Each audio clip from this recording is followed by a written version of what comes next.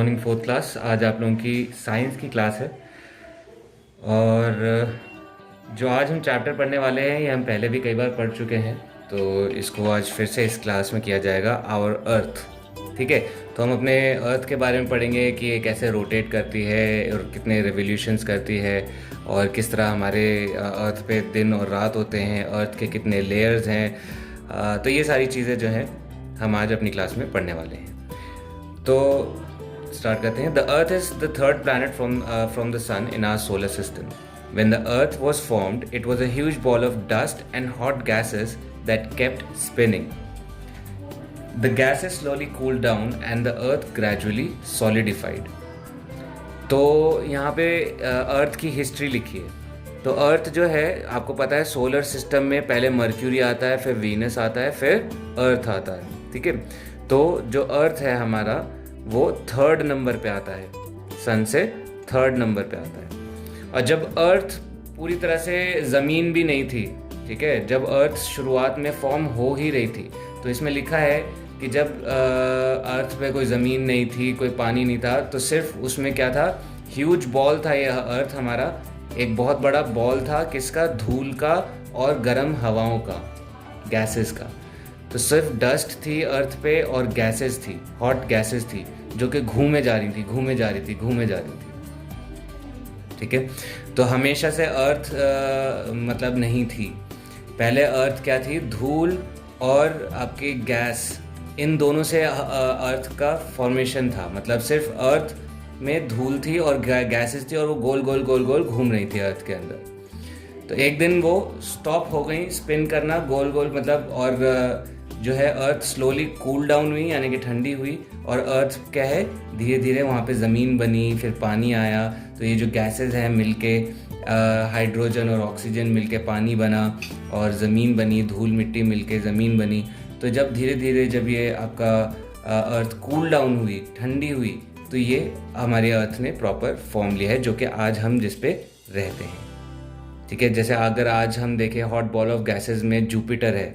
Jupiter क्या है, सिर्फ धूल और गैसेस ही हैं और वो गोल गोल अपने प्लैनेट में घूमे जा रही हैं। उसी तरह अर्थ भी पहले ही ऐसे था, लेकिन अब जो है वो ठंडी हो चुकी है अर्थ, और उस पे क्या है, धूल और मिट्टी जो है वो मिट्टी बन चुकी है, ज़मीन बन चुकी है, गैसेस पानी बन चुके हैं और काफ़ी गैसेस आज हवा में भी हैं। The Earth is only known planet on which life exists. तो अर्थ एक अकेला ऐसा प्लैनेट है जिस पर लाइफ है। This is due to the following factors. ये इस वजह से है, ये जो ऑप्शन यहाँ पे आपके फैक्टर्स दिए हैं, इन वजहों की वजह से अर्थ पे लाइफ है। तो पहली वजह क्या है, the earth receives just enough light and heat energy from the sun which is suitable for the survival of living organisms. तो अर्थ एक ऐसा प्लैनेट है जिसको इनफ यानी कि काफ़ी अमाउंट ऑफ लाइट में लाइट मिल जाती है और गर्म मिलती है। न ज़्यादा लाइट मिलती है न कम लाइट मिलती है, ठीक है। न ज़्यादा गर्मी मिलती है, न एकदम परफेक्ट अमाउंट ऑफ गर्मी और लाइट मिलती है हमारी धरती में लोगों के, लिविंग बींग्स के, लिविंग ऑर्गेनिजम्स के ज़िंदा रहने के लिए जो ज़रूरी है। सेकेंड है, the temperature on the surface of the earth is neither too hot neither too cold. तो अर्थ का जो टेम्परेचर है ना ही ज़्यादा ठंडा है और ना ही ज़्यादा गर्म है, तो जिसकी वजह से लोग यहाँ पे ज़िंदा रह पाते हैं या लिविंग ऑर्गेनिजम्स। सेकेंड है, oxygen and water are present on our planet which are essential to sustain life. तो हवा और पानी, ऑक्सीजन और पानी, हवा तो सारे प्लैनेट्स पे है लेकिन हर सारे प्लैनेट्स पे ऑक्सीजन नहीं है। तो हमारे प्लैनेट पे ऑक्सीजन है और पानी है जिसकी वजह से हम लोग जिंदा रह पाते हैं। A blanket of air is called atmosphere. अब चौथा फैक्टर क्या है, हमारे एयर में हमारा जो एयर है वो हमारा एटमॉस्फेयर बनाता है, ठीक है। ये एयर की एक मोटी परत है हमारे अर्थ के ऊपर जिसको हम अपना एटमॉस्फेयर कहते हैं। ये अर्थ के चारों ओर ये एटमॉस्फेयर होता है, ठीक है। ये पूरा गैस से आपका एक ब्लैंकेट जो है अर्थ को कवर करी हुई है। इसमें गैसेस गैसेस गैसेस गैसेस होती हैं, ठीक है। ये अर्थ के चारों ओर हैं। अब इससे क्या होता है कि जो गर्मी होती है, जब सन की गर्मी आती है तो वो अंदर ही रह जाती है। गैसेस जो हैं उसे एक बार अंदर ले लें तो उन्हें बाहर नहीं जाने देते, जिसकी वजह से अर्थ हमारी गर्म रहती है। बाकी प्लैनेट्स पे ये ब्लैंकेट नहीं है, एटमॉस्फेयर नहीं है, जिसकी वजह से जब अर्थ पे जब गर्मी आती है या सन रेज पड़ती हैं, तो अगर उस प्लैनेट पे अगर सन रेज पड़ती है तो वो गर्म हो जाता है, लेकिन वो रुक नहीं पाता। फिर जैसे ही वो थोड़ा और दूर होता है या फिर अंधेरा होता है तो वो सारी गैसेस, सारी गर्मी हवा में निकल जाती है। ठीक है, अर्थ में गैसेस होने की वजह से जो गर्मी होती है वो अंदर ही ट्रैप हो जाती है, वो बाहर नहीं निकल पाती। ठीक है, वो बाहर नहीं निकल पाती, जिसकी वजह से अर्थ वार्म रहती है, बहुत ज़्यादा गर्म नहीं होती, वार्म रहती है। The ozone layer present in the Earth's atmosphere protect us from the harmful ultraviolet rays of the sun। तो सन से हमें रेज मिलती हैं वो सिर्फ मतलब हमको वार्मथ नहीं देती हैं, इसमें अल्ट्रावायलेट रेज भी होती हैं, यूवी रेज जिन्हें कहते हैं, जिसकी वजह से मतलब लोग मर सकते हैं, जानवर मर सकते हैं, कैंसर होता है, और बहुत हार्मफुल रेज होती हैं ये अल्ट्रावायलेट रेज, जो कि सन डायरेक्टली प्लैनेट्स की तरफ फेंकता है। लेकिन हमारे एटमॉस्फेयर होने की वजह से, जिसको एटमॉस्फेयर कहते हैं, हमारा ओजोन लेयर होने की वजह से ये अल्ट्रावायलेट रेज हम तक नहीं पहुंच पाती। ठीक है, तो ये 4 वजह हैं। पहला, ये हमारे धरती पे इनफ अमाउंट ऑफ लाइट है, इनफ अमाउंट ऑफ गर्मी है। दूसरा, हमारे अर्थ का टेम्परेचर ना ही ज़्यादा ठंडा है ना ही ज़्यादा गर्म है। तीसरा, यहाँ पे ऑक्सीजन है और पानी है। और चौथा, हमारे पास एटमॉस्फेयर है जो कि गर्मी को प्लैनेट पे रोक के रखता है, हमारे अर्थ को वार्म रखता है। और दूसरा, हमारा ओजोन लेयर जो हमें अल्ट्रावायलेट रेज से बचाता है। ओके, नेक्स्ट है स्ट्रक्चर ऑफ द अर्थ। अब अर्थ का स्ट्रक्चर कैसा है?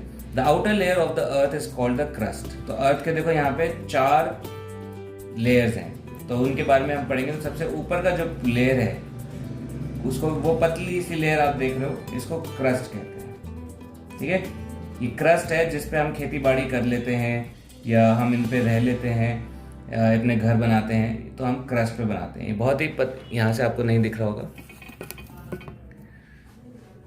तो ये क्रस्ट जो है, इस पे हम अपना पूरा जो है खेती बाड़ी, ये पतली सी आप जो लेयर देख रहे हो, इसको क्रस्ट कहते हैं। It is a thin layer of most solid rocks. It includes soil. The mantle lies below the crust and it is made up of very hot rocks. तो जो क्रस्ट है उसमें आपको मिट्टी मिलेगी, यानी कि सॉइल मिलेगी, जिस पे मैंने आपको बताया, फार्मिंग कर सकते हो। उसके नीचे जो होता है, ये आप लाल कलर के देख रहे हो, इसको मैंटल कहते हैं। मैंटल क्या होता है? बहुत गर्म पिघले हुए रॉक्स होते हैं। ठीक है, जिसकी वजह से वॉल्केनोज आपने देखे होंगे, तो वॉल्केनो में जो ये आपका इस तरह छोटा सा वॉल्केनो आपका जो हमारी धरती पे होता है, ये जो इसमें से गर्म लावा निकलता है, बेसिकली ये मैंटल का लावा होता है। ये हमारे मैंटल से निकल के हमारी धरती पर गिरता है। ठीक है, तो इसीलिए यहाँ पे ये लाल दिखा है। और इसके बाद हम पढ़ेंगे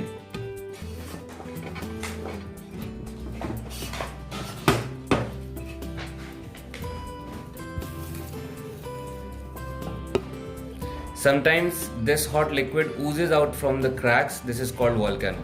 तो वही मैंने आपको बताया कि जब कभी कभार जब मैंटल से आपका लावा, जो मैंटल है, जो पिघले हुए रॉक्स हैं, जब हमारे क्रस्ट पे गिरते हैं वॉल्केनो के बाहर, तो उसको क्या कहते हैं? थ्रू वॉल्केनो उसको लावा कहते हैं। It is called lava.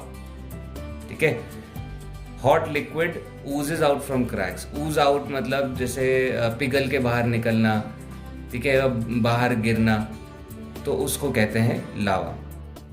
Below the mantle lies the core. तो मैंटल के नीचे क्या है? कोर है। सबसे नीचे आप देखोगे यहाँ पे, ये जो आप देख रहे हो यहाँ पे, ये कोर है। इतना बड़ा पार्ट आपका जो होगा कोर का होगा। और ये 2 पार्ट में होता है कोर, आउटर कोर और इनर कोर। ये है आपका इनर कोर। ठीक है, जो एकदम डार्क येलो में दिखाया है, ये आपका इनर कोर है। ये इसके बाहर जो है ये आउटर कोर है। The inner core is solid while the outer core is in liquid state. तो जो आउटर कोर है, जो हमारा बाहर का कोर है, वो लिक्विड है, और जो इनर कोर है वो सॉलिड है। वो क्या है? सॉलिड है। Outer core is in liquid state, inner core is in core is in solid state. अब अर्थ की मूवमेंट के बारे में पढ़ेंगे। तो हमने पहले भी पढ़ा है अर्थ की दो तरह की मूवमेंट होती है, एक होती है रोटेशन और एक होती है रेवोल्यूशन। तो आज हम पहले हम रोटेशन के बारे में पढ़ते हैं। The earth spins in its own axis, it spins like a top. The spinning of the earth on its own axis is called rotation. तो जैसे कि लट्टू हम घुमाते हैं, तो लट्टू क्या है, एक पॉइंट पे घूमता है, ये इसका एक्सिस है। अगर हम एक लाइन ड्रॉ करें तो इसी लाइन पे लट्टू घूमेगा, ये इमेजिनरी लाइन। उसी तरह अर्थ भी है, लट्टू की तरह घूम रही है, ये एक इमेजिनरी लाइन है। इस इमेजिनरी लाइन पे ये टेढ़ी घूम रही है, ये आप देख पा रहे होंगे, ठीक है। तो इस घूमने को क्या कहते हैं, इस घूमने को इंग्लिश में बोलते हैं स्पिन करना।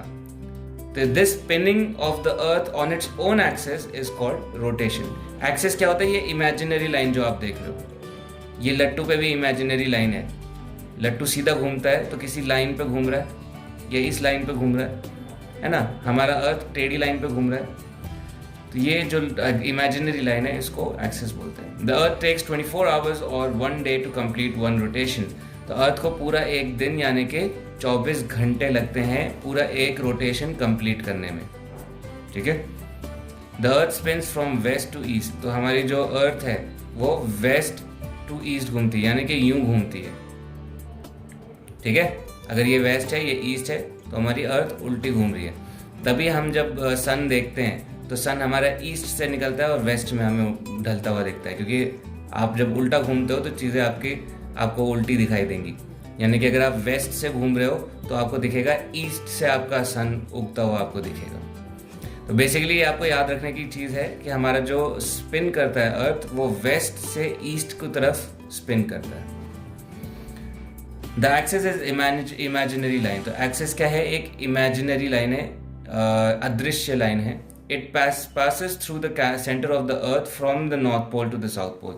तो ये हमारे अर्थ के सेंटर में से हम इसको निकालते हैं और ये नॉर्थ पोल से साउथ पोल तक इसको हम मानते हैं। The axis is slightly tilted. तो हमारा अर्थ का एक्सिस जो है वो टेढ़ा है। Day and night. अब डे और नाइट कैसे होती है। The rotation of the earth causes day and night. It is day time on the either side of the earth facing the sun. तो जब हमारा अर्थ घूमता है तो जो हिस्सा अर्थ का सन के सामने होगा वो हिस्से पे दिन होगा, और जो हिस्सा सन के पीछे होगा उस हिस्से में रात होगी, ठीक है। इसी तरह अगर जैसे हम पता करें तो आपके अमेरिका में या फिर हमारे उल्टी साइड पे जो देश हैं उधर अगर आप टाइम का पता करोगे तो वहाँ पे भी अगर जैसे यहाँ पे अभी 10 बज रहे हैं तो वहाँ पे भी 10 बज रहे होंगे, लेकिन रात के 10 बज रहे होंगे, ठीक है। तो जब जैसे जैसे उनके में 10 बजे सुबह के हो रहे होंगे तो हमारे यहाँ रात के 10 हो रहे होंगे। तो ये ऐसे सन जैसी जो पार्ट अर्थ का सन के सामने आता है वो पार्ट में दिन हो जाता है, और जो सन के विपरीत आ जाता है वो रात हो जाता है। तो ये हो गया डे और नाइट। रिवोल्यूशन के बारे में पढ़ते हैं कि अर्थ का रिवोल्यूशन कैसे होता है। The earth also orbits around the sun. तो पहला मूवमेंट क्या था, रोटेशन। अब हम पढ़ रहे हैं रेवोल्यूशन। तो अर्थ लट्टू पे भी घूम रही है और सन के चारों ओर भी घूम रही है, ठीक है। तो दो तरह की स्पिनिंग कर रही है अर्थ, ऐसे ऐसे घूम रही है, ठीक है। तो the earth also orbits around the sun. The movement of the earth around the sun is called revolution. तो ऑर्बिट करना मतलब चारों ओर घूमना। तो जो अर्थ है वो ऑर्बिट कर रही है सन को और सन के चारों ओर घूमती है, तो इस मूवमेंट को रेवोल्यूशन का नाम दिया गया है। रोटेशन अपनी जगह पे घूमना, रेवोल्यूशन चारों ओर घूमना। इट टेक्स 365 1/4 डे, यानी कि कभी 4 साल में 366 भी आते हैं, 365 to 366 कहते हैं इसीलिए।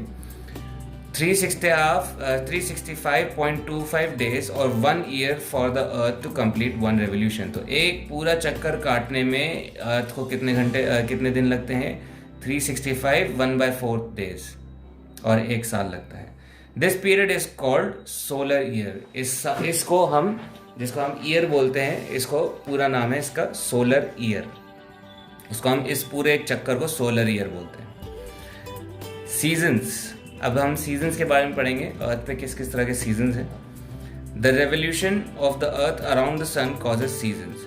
Late us understand this. An imaginary line called equator divides the earth into northern and southern halves.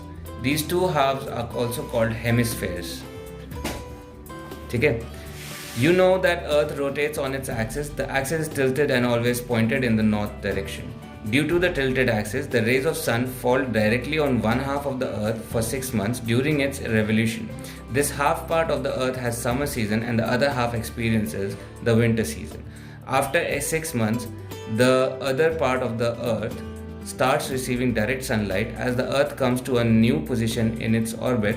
So the season changes from winter to summer in this half and vice versa in the other half. Both the halves of the earth also experience autumn and spring season in between winter and summer depending upon the intensity of the sunlight. They receive the autumn and spring seasons are neither hot nor not very cold. The weather is pleasant during these seasons. इसका मतलब मैं आपको समझा देता हूँ एक plane page पे.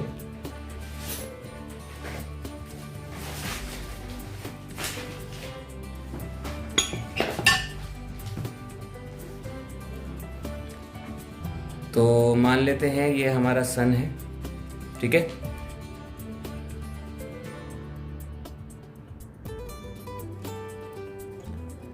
और ये हमारा अर्थ है. अब हमें पता है कि अर्थ जो है थोड़ी सी टेढ़ी है. ये मैंने एक्सेस बना दिया आपको समझाने के लिए.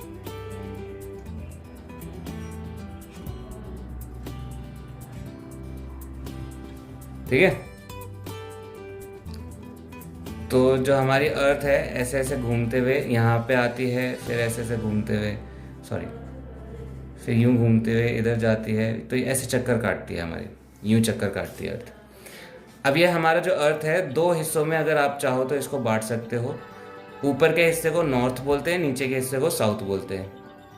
यहाँ पे ऊपर के हिस्से को नॉर्थ बोलते हैं, नीचे के हिस्से को साउथ बोलते हैं. तो ये दो हेमिस्फेयर्स हैं. क्या है ये? हेमिस्फेयर्स. ऊपर का हिस्सा क्या हो गया? Northern hemisphere. नीचे का हिस्सा क्या हो गया? Southern hemisphere. यहाँ पे भी ऊपर का हिस्सा नॉर्दर्न हेमिस्फेयर है, ये भी सदर्न हेमिस्फेयर. ये अर्थ है हमारी, अगर आपको कंफ्यूजन हो रही हो तो. ठीक है. तो अब यहाँ पे देखो, अगर आप देखोगे तो अर्थ का जो मुंह है यानी कि नॉर्दर्न हेमिस्फेयर है वो सन के पास है ना. अब ये चक्कर खाते हुए जा तो रही है लेकिन ये अभी इस पोजीशन पे है, टेढ़ी पोजीशन पे है ना. अभी तो नॉर्थ में जो एरिया नॉर्थ का है वो सन के पास है. यहाँ पे गर्मी ज़्यादा पड़ रही होगी और जो एरिया पीछे है वहाँ पे गर्मी कम पड़ रही होगी. यहाँ पे विंटर हो गया क्योंकि यहाँ पे सन की लाइट ज़्यादा नहीं पहुँच पा रही और यहाँ पे सन की लाइट डायरेक्ट पहुँच पा रही है. तो ऊपर क्या हो गया? समर हो गया. तो हमारी अर्थ घूमते हुए इधर पहुँचती है. तो अब क्या हो गया? देखो, नॉर्थ वाला पार्ट वो दूर हो गया और सदर्न वाला पार्ट वो सामने हो गया. तो अब सन की डायरेक्ट रेस किस पे पड़ रही हैं? जो पार्ट अर्थ का आगे है. और वो कौन सा पार्ट है? South, southern part. Southern hemisphere पे अब समर हो गया और नॉर्दर्न हेमिस्फेयर पे अब विंटर हो गया. समझ में आया आपको? तो क्योंकि हमारा जो अर्थ है वो अंडे की शेप में है और टेढ़ी घूमती है, इसीलिए जो हेमिस्फेयर सन के सामने रहेगा उधर गर्मी रहेगी और जो हेमिस्फेयर सन से दूर रहेगा उधर ठंडी रहेगी. और जब घूम के वो इधर पहुंच जाता है तो फिर ये उल्टा हो जाता है. तो इसी तरह यहाँ पे समर और यहाँ पे विंटर होता है. और फिर यहाँ बीच में यहाँ पे स्प्रिंग का सीज़न भी आता है. यहाँ पे भी स्प्रिंग का सीज़न आता है जो कि ना कि ज़्यादा ठंडा होता है ना गर्म होता है. उसी तरह ऑटम आता है, पतझड़ जिसे कहते हैं. यहाँ पे भी ऑटम आ जाता है इस बीच में, है ना. तो ये सीजन्स हैं जो आपके रेवोल्यूशन की वजह से हो रहे हैं. और जो आपके रात और दिन हो रहे हैं वो किसकी वजह से हो रहे हैं? रोटेशन की वजह से. रेवोल्यूशन की वजह से सीजन बदलते हैं, रोटेशन की वजह से दिन और रात बदलते हैं. लास्ट हम देख लेते हैं. Season bring changes in the life on the earth. In the winter season, because of cold, we wear woolen clothes and try to remain mostly inside the house. Some animals go under the ground during winter and hibernate. The furs of animals thicken to protect them from cold. Certain plants bloom and give more fruits in the winter. In the summer months, people wear light clothes and men and animals try to save themselves from the burning sun. Some other plants grow in the summer months. In order to save energy, some trees cast off their leaves in preparation for the long cold months. तो यहाँ पे ये लिखा है कि winters में और summers में सीज़न चेंज होने की वजह से हमारे जो लाइफ है अर्थ पे वो बदल जाती है, क्योंकि जैसे कुछ एनिमल्स जो होते हैं वो हाइबरनेशन में चले जाते हैं सर्दियों के टाइम पे। इंसान लोग भी गरम गरम कपड़े पहनने लगते हैं, घरों के अंदर रहते हैं ज़्यादातर ठंड से बचने के लिए। तो जो जानवर हैं वो हाइबरनेशन क्या होता है, जैसे अगर कोई भालू है तो वो 4-4 महीने 5-5 महीने के लिए सोने के लिए चले जाते हैं, अगर आपको नहीं पता हो। लिजर्ड्स होगा आपके, ये हाइबरनेशन मोड पे चले जाते हैं, ये सो जाते हैं, ये खूब सारा खाना खा के अपना एक बहुत सारा फैट का परत जमा के ये सोने चले जाते हैं और ये फिर 3-4 महीने कुंभकर्ण की तरह सो जाते हैं, और जब फिर गर्मियाँ आती हैं तब उठते हैं। ठीक है, तो द फर्स ऑफ द एनिमल्स ये मोटे हो जाते हैं हाइबरनेशन के टाइम पे, क्योंकि इस फर के अंदर फैट जमा होता है और वो उस फैट से अपना क्या कहते हैं इस हाइबरनेशन के दौरान जिंदा रहते हैं। समर में जो है पीपल जो लोग होते हैं वो हल्के कपड़े पहनते हैं, और जो एनिमल्स होते हैं वो भी अपनों को धूप से बचाने की कोशिश करते हैं। अगर आपने देखा होगा सड़क पे अगर कुत्ता वुत्ता भी होगा तो वो छाँव के अंदर ही लेटने की कोशिश करते हैं, क्योंकि समर में गर्मी बहुत होती है, धूप बहुत होती है। ठीक है, और पेड़ भी यहाँ तक के सर्दियों में कुछ पेड़ ज़्यादा फल देते हैं और गर्मियों में कुछ पेड़ ज़्यादा फल देते हैं। तो अलग अलग तरह के सीज़न में अलग अलग तरह के फ्रूट्स आप देखते हो, वेजिटेबल्स आप देखते हो, क्योंकि वो सीज़न के हिसाब से बदलते हैं। ठीक है, तो यहाँ पर ही हमारा चैप्टर ख़त्म होता है। अब हम आपके क्वेश्चन आंसर्स करेंगे। तो पहला क्वेश्चन है, the innermost layer of the earth is called, innermost सबसे अंदर की लेयर क्या है, core. Life is not possible on earth without moon stars sun, sun के बिना अर्थ पे लाइफ पॉसिबल नहीं होती। The earth spins on its axis from, अब एक्सिस पे किस से घूमता है, मैंने आपको बताया था ईस्ट से वेस्ट घूमता है, वेस्ट से ईस्ट घूमता है, तो वेस्ट टू ईस्ट घूमता है। सारे ही आंसर इसमें सी हैं। Dash and dash are present on the earth, oxygen and water. The dash protects us from the harmful ultraviolet rays of the sun, ozone layer बचाती है हमारी। The surface of the earth is enveloped by atmosphere. Enveloped क्या मतलब, blanket, जिस envelop मतलब cover, तो अर्थ को cover किसने किया हुआ है, हमारे एटमॉस्फेयर ने कवर किया हुआ है। Dash is the outer most layer of the earth, outer most layer कौन सी है जिसपे हम लोग खेती बाड़ी कर लेते हैं या रहते हैं, घर बनाते हैं, क्रस्ट कहते हैं उसे। About dash percentage of air is nitrogen and 21% is of 78% जो है हमारी अर्थ की एयर नाइट्रोजन की है, 21% जो है वो ऑक्सीजन है, और उसके अलावा जो 1% रह जाता है वो अदर गैसेज है, कार्बन डाइऑक्साइड हो गई, और भी बहुत तरह की गैसेज होती हैं जो कि हमारी एयर में मिलती हैं। Below the mantle lies, mantle के नीचे क्या होगा, outer core. The orbit on which the earth travels around the sun is